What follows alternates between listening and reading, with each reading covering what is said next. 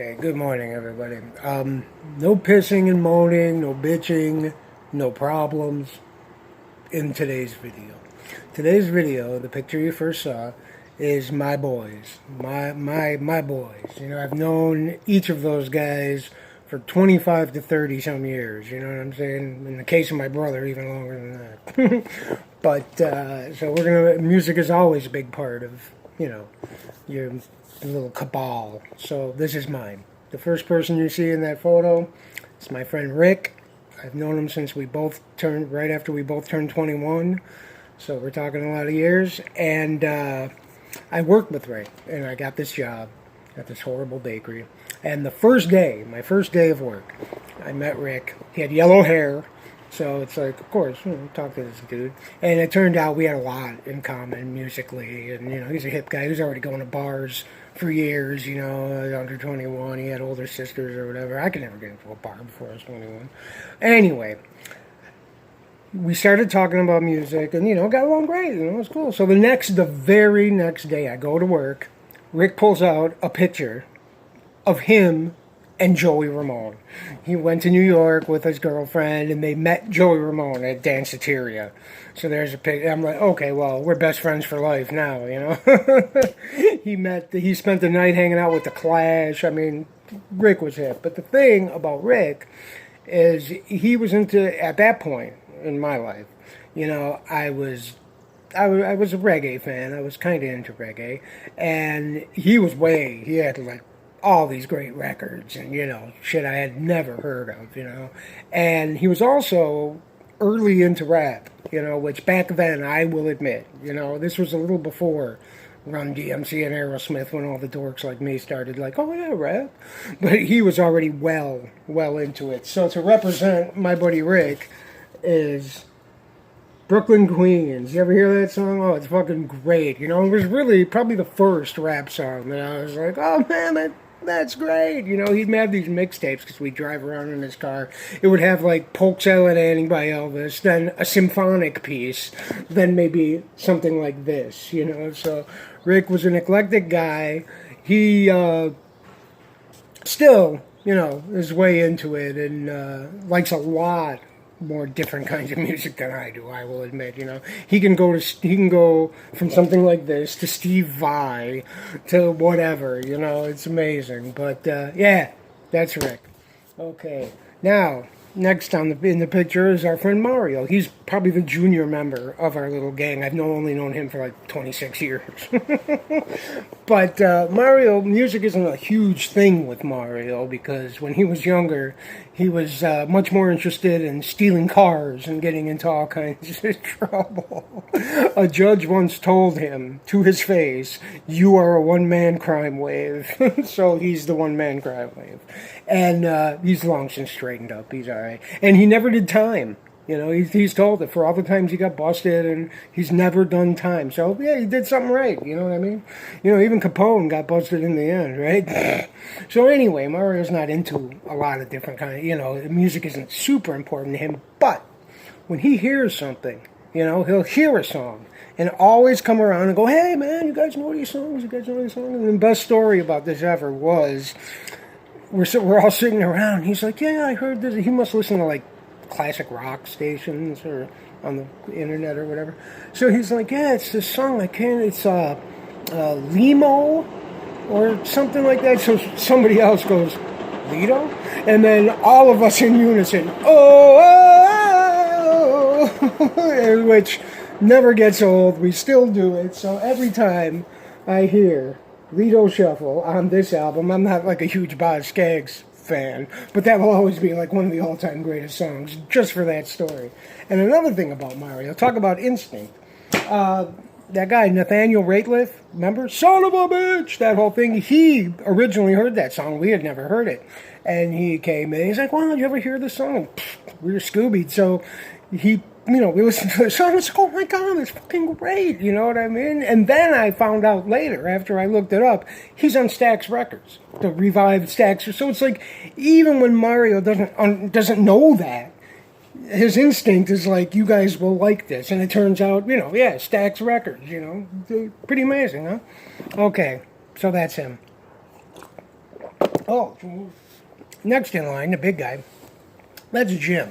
Now, we're not as close as we used to be, I will admit. But Jim is blues. Blues. His story, one of his stories was there was a low-level blues guy, Big Wheeler, his name was, but we were sitting at a bar and somebody brought up, hey, do you like Sugar Blue? We were talking about Sugar Blue, you know, the guy who played on the song. And Big Wheeler goes, there ain't no blues. So from then on, not just describing music, but describing anybody, you know, if something's, you ain't no blues, you know, so, but Jim is blues.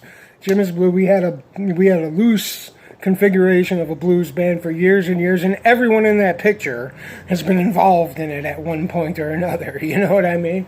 And so, but his thing is blues, and the first time Jim came over to my place, back when, I've known Jim since I was about 21 or 22, and I had a John Lee Hooker cassette on the table, it just happened to be there, and then you go, oh wow, man, John, look at about blues, you know, I like blues and stuff, but the one person who they call him the Green God, and to Jim, he really was a god. You know what I'm saying? The real Fleetwood Mac, not, you know, but the blues Fleetwood Mac, and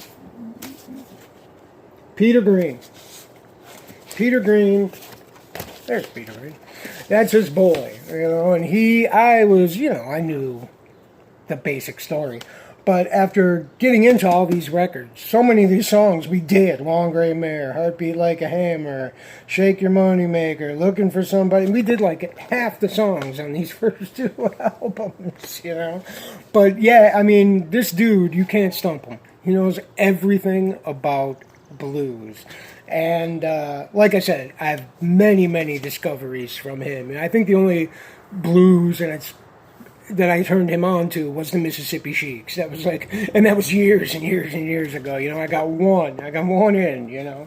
So yeah, that's Jim, you know. So anyway, next up is Juan. Juan has been our bass player in our little band, you know, for all these years. We poached him from his old band. I met him at the old job, and he was just, you know, he's like, yeah, I think I want to play bass, you know, I might be into bass. So he was in another band, and then we poached him, so he's been playing with us. But I don't have the album, but I remember the one album that Juan was into that I discovered through him was, you know, the first Venom, remember I'm not a heavy metal fan. I don't like any heavy metal. I don't have any heavy metal albums.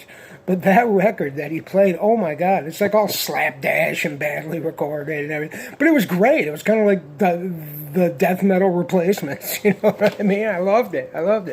But Juan will get, you know, he'll get into something like, you know, I love the Manic Street Preachers. You know, they're one of my favorite groups, really, with the original Fab Four Manic Street Preachers.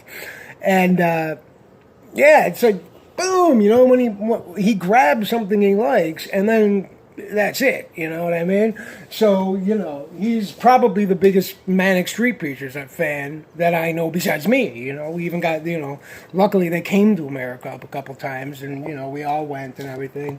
So, yeah, Juan is my brother in Manic Street Preachers, and, you know, thank Christ there's somebody, you know. Which leads me to the last man standing over there. That's my brother Phil, you know. So all the brother stuff aside, you know, just as he's the drummer, he's, you know. And it's weird if you're really into music and you like a lot of it, there's no way you could pick a favorite band, right? Who's your favorite? You know, there's millions of them. I could write down 100 and they would all vie for my favorite band. But Phil has a favorite band. And here they are. It's Rush. Juan loves Rush too, but it's head and shoulders Rush. Everything Rush. He knows every single thing about Rush. He told me that, and I love the Gilmore Girls, you know, I've watched the show a bazillion times, but he told me that Geddy Lee is actually in a crowd scene in Gilmore Girls. So yeah, the man knows everything about Rush. And I probably saw Rush as his, like, plus one for, like, a dozen times. You know what I mean? More than that. But, yeah, Rush is his thing. And he's also, much like Rick, you know, he can run the gamut. You know what I mean? Not big on soul. stuff like that. But he knows his shit. But you know, it's weird when you have a favorite band, you know, and that's his. So not a night goes by when we're together that there is not at least a few Rush songs in the mix. You know what I mean? I mean, Lord knows I'm not good enough to play any of them, but you know, we screw around here and there.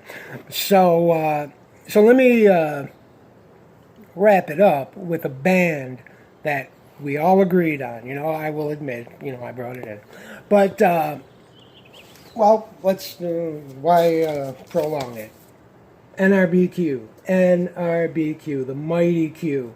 And it's great because it's the ultimate bonding band for us. You know, we listen to their music. We've all gone to see them together. You know, it's like, you guys gotta go. It's really fun, you know. And it was great, you know. And it's whenever you play the Q and you think about the shows I saw with the Q, so many of them I saw with this configuration of guys, you know, here and there.